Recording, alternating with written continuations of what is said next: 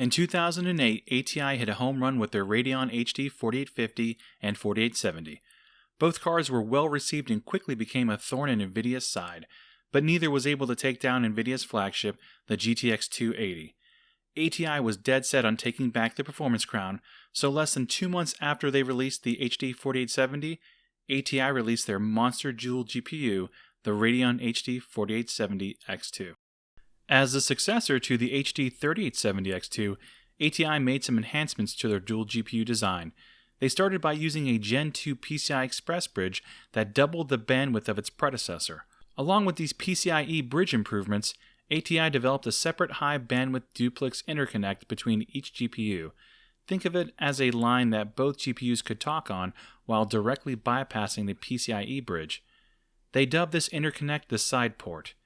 ATI believed the 3870 X2 suffered performance issues due to its suboptimal interconnect bandwidth. The side port was developed to help alleviate any bandwidth issues the 4870 X2 might suffer.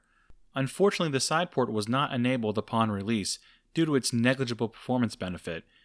It was thought to be enabled via drivers down the road as games become more graphically demanding. However, the side port was never enabled during the card's life cycle, and even today with its latest driver set, it still remains disabled. Moving on to the specifications of the card, the HD 4870 at the time was only available with 512 MB of GDDR5. The X2 bumped that up to 1 GB for each GPU. Everything else about the card's specifications remained identical, even down to the memory and core clock speed. The sample we're looking at today was purchased from a local gaming company as it was being retired from their test environment. Because of that, the card was well taken care of and was in very good condition overall. I first removed the backplate and was shocked to see the sheer amount of circuitry on the back of this card. Just take a moment to let your brain process it. Moving on, the thermal pads on the back of the plate appeared to be in great shape. And looking at the front of the card, you can see the design hasn't changed much over the 3870 X2. Their new choice in color is obviously much appreciated, and I've always found this card to look a bit exotic. I know it's just a sticker for the most part, but I think ATI did a great job with the aesthetic. Removing the cooler, we can see the two RV770 GPUs, the PLX bridge, and the rest of the components. Some of the thermal pads have torn, but they're still adequate. And looking at the underside, we can see the thermal paste has dried up on the two copper heatsinks, but the majority of the memory and MOSFET thermal pads look pretty good. The PLX bridge has to dissipate up to 3.8 watts, so it has its own thermal pad as well.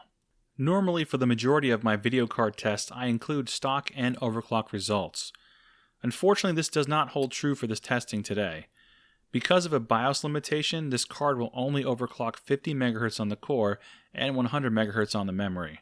With this abysmal headroom, it's hardly worth the effort for such a small increase in performance. However, there is an ASUS top BIOS available that will allow for further overclocks on the core, but I decided not to use it. I also encountered a fair amount of issues with Crossfire using legacy drivers in Windows 10.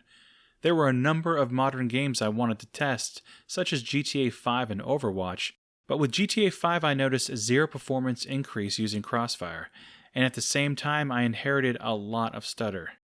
The game ran much smoother with a single GPU.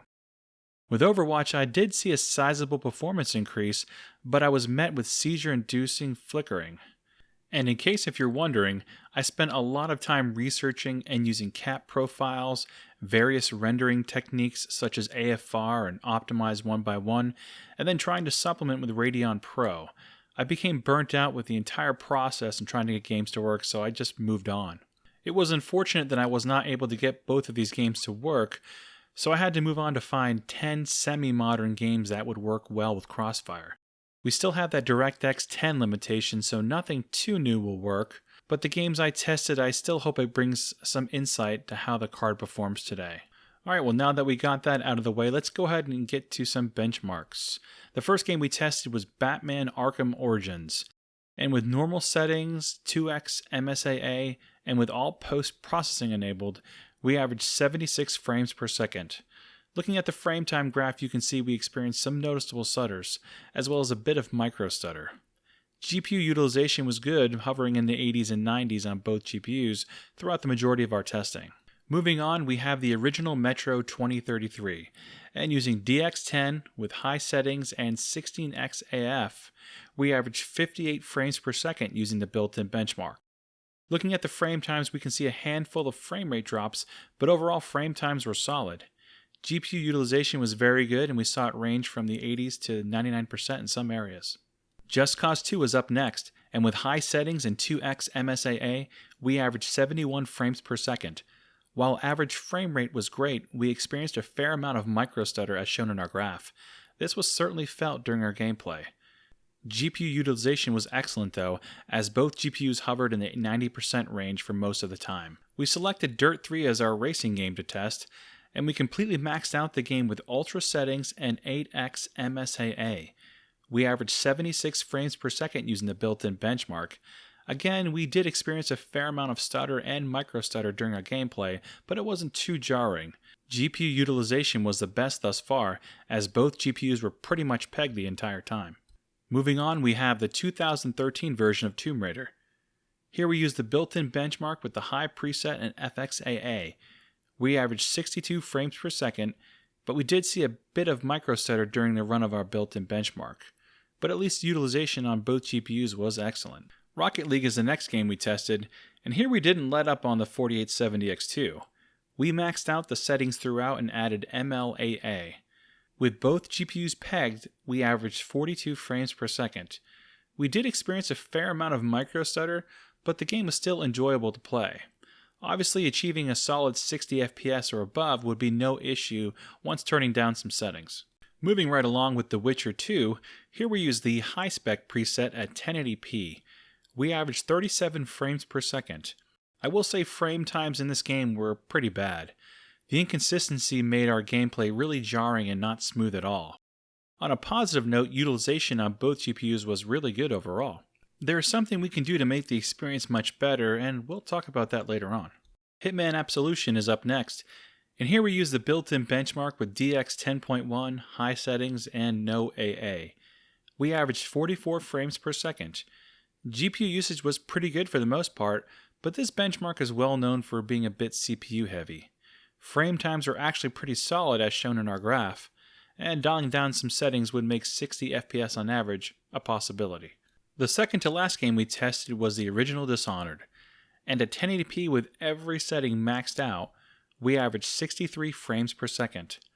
While GPU utilization and frame rates were great, we did experience a decent amount of microstutter, as shown in our graph. And the last game we tested today is Dead Island.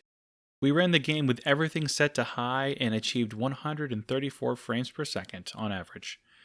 GPU utilization was great and we saw some decent frame times as well. Yes, there was some microstutter, but the game ran pretty smooth overall. And since dying light is not an option, this game was the next best thing. Now let's talk about temperatures and power consumption. The entire system at idle with some background tasks consumed anywhere from 148 to 175 watts at the wall, which is pretty high if you ask me. To test our load temps and power consumption, we fired up The Witcher 2 and let the card's temperature stabilize with the auto fan speed. We saw GPU 1 top out at 86C, while GPU 2 topped out at 66C. The fan stabilized at 46%, and the entire system power consumption was at 409 watts at the wall. After factoring PSU efficiency, the system was roughly consuming around 348 watts. Through the majority of our tests, I pegged the fan speed at 70% just to keep temps a bit lower than the auto fan speed setting could offer. I didn't end up measuring fan noise, but I would say the noise isn't unreasonable considering what the card has to cool. I've tested other ATI AMD cards that were certainly louder. Earlier on, I mentioned a method to help resolve some of the frame time issues we experienced with The Witcher 2. And capping the frame rate with MSI Afterburner and RTSS does help resolve some of these issues.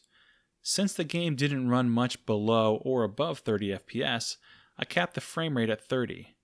With this feature enabled, you can see how much better our frame times looked in comparison to the previous video. It's worlds smoother. Now RTSS will add a single frame delay, but it's not noticeable for most people. And this isn't just for The Witcher 2. This method can be used for all the games that we tested today. Before we wrap things up, I wanted to make a mention that I tried to configure a Tri-Fire setup. I installed an HD 4890 along with the 4870X2 for 3 GPUs of fun. I was able to get the third GPU working, but unfortunately the games looked like this. I tried numerous things to help remedy the issue, but in the end I failed. A couple of games did scale okay, but Tomb Raider was the most impressive, as the frame rate went from 62 all the way up to 92. That's some impressive scaling. As we move on to the conclusion, I can't say that I've ever been a huge fan of multi-GPU setups. Micro-stutter and poor scaling has always been a big turnoff for me, but raw performance when it works may be enough to sway some. And looking at the 10 games we tested today, you can see the 4870X2 does tear through some of them with some stellar frame rates, while some of the others we tested need some lower settings in order to achieve that magic 60 FPS number. Frame times have always been a concern with multi-GPU setups, especially those with legacy drivers. Using the FPS cap with RTSS can help, but it might not be preference for some. I can't say this was the most enjoyable experience I've had testing an older card, as I spent the majority of my time troubleshooting. Using this card successfully today is not for the faint of heart, but for a nearly 10-year-old card, it performs quite well, and I think it's quite the looker. Well, as always, I appreciate you taking the time to watch the video. Please subscribe if you enjoy content like this, and if you have any questions or suggestions, please feel free to leave them in the comments section below, or hit me up on Twitter. F2F out.